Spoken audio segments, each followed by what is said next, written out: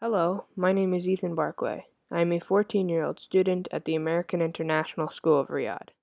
My project is all about earthquakes.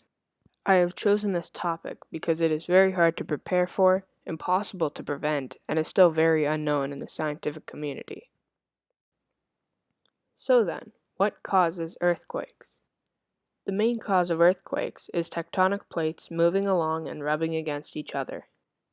Sometimes these plates will get stuck due to friction, building up kinetic energy and eventually releasing it, creating massive earthquakes. These quakes are the ones that destroy cities and create tsunamis.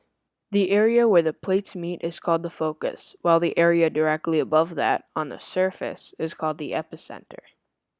Earthquakes can also be caused by the human creation of tunnels and underground railways. This is because people and machines form these areas with explosions and intense drilling that can cause shaking throughout the ground. Alternatively, earthquakes can be caused by the collapsing of these tunnels due to old age or a harsh environment that causes damage. These quakes are usually much more dangerous or harmful than earthquakes created by people because they are not controlled by people or machines like the forming of these tunnels. However, these quakes are still much safer than ones created by tectonic plates because they are normally nowhere near as large in magnitude. But of course, there are exceptions to everything.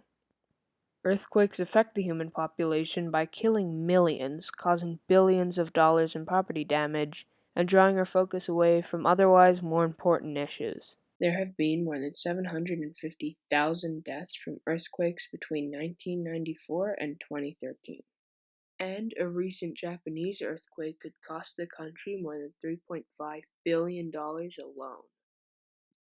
Our population has also started shifting focus from things such as curing diseases and helping the poor to building earthquake support shelters and making new methods of predicting them. So then, let's see some of those methods. The first is to understand the signs of an earthquake.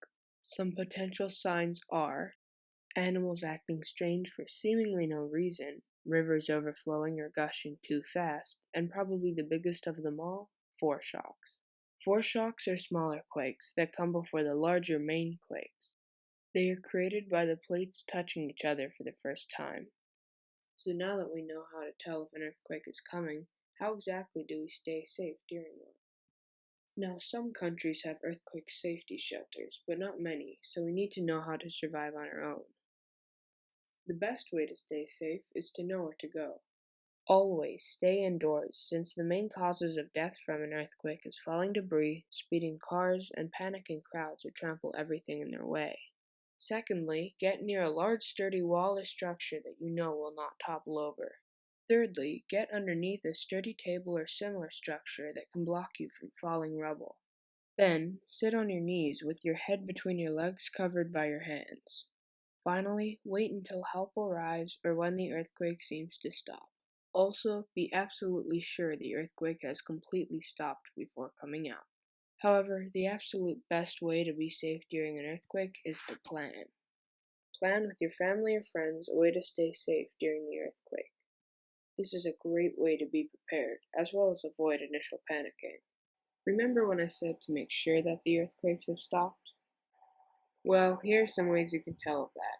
The main method is identifying aftershocks. These are similar to foreshocks but occur after the earthquake instead of before.